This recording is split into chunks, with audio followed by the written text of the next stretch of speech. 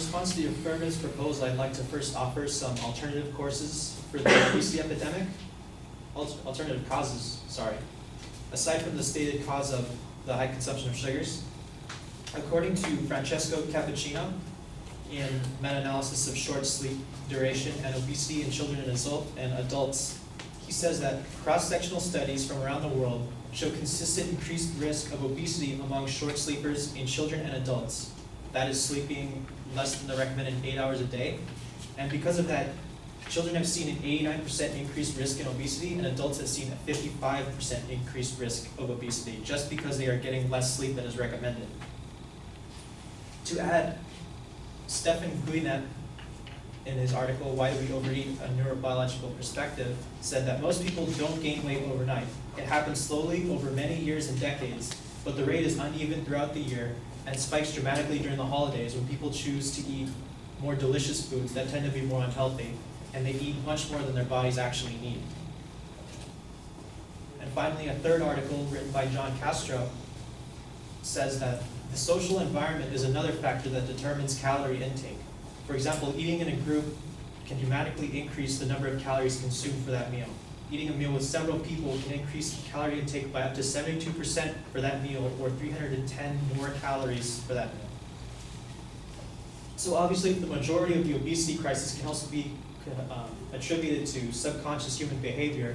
It would be counterproductive to tax the foods that people eat, because if we tax the prices, if we hike up the prices of sugar, then people will just find other ways to subconsciously or consciously make themselves more obese.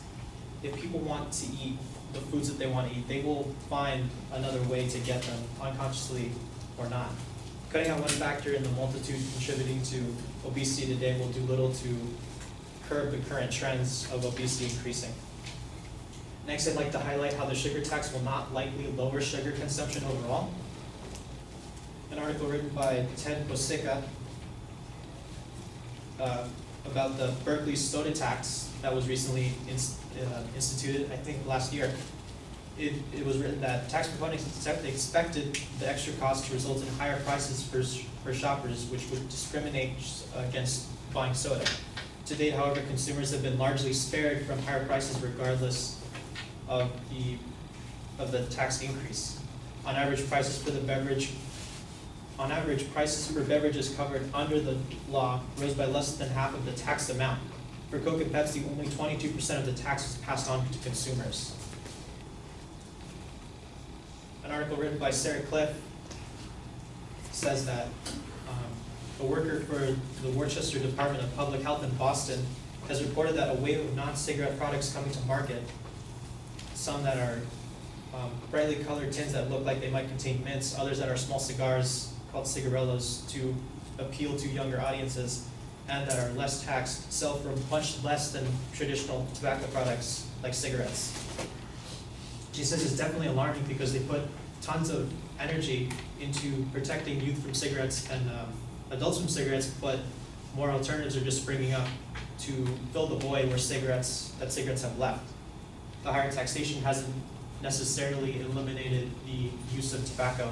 People have just moved to cheaper alternatives that people have developed. And a third article by Stephanie Storm states that when it came to the fat tax in Denmark, retailers complained that the Danish people simply went to Sweden and Germany, where prices were lower, to buy the prices that were too highly taxed in their country. So if taxes spike too high, people will find alternatives to the products that they want to consume.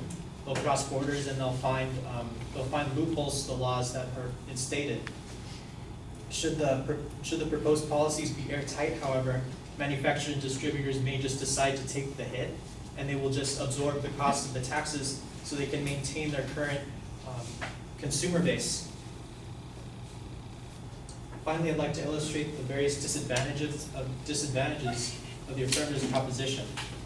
A paper written by Peter Ball states that although effective obesity prevention leads to a decrease in cost of obesity-related diseases, this decrease is offset by the cost increases due to diseases unrelated to obesity and life years gained.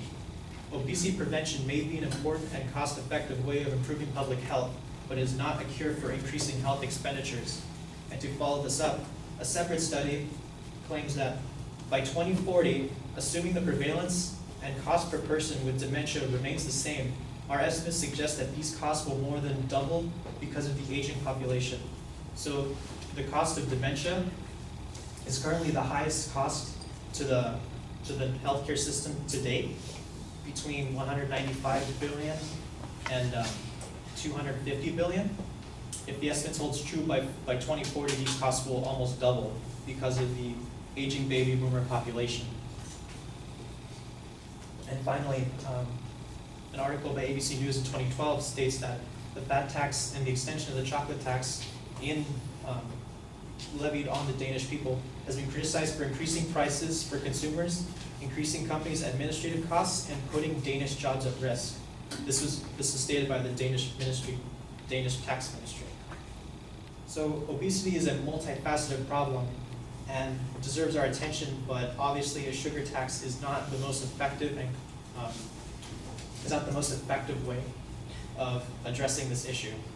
Until we can find better alternatives that will not have so many loopholes and have so many detriments to our economic situation, we cannot institute a sugar tax. It is not the best course of action to take today. Thank you.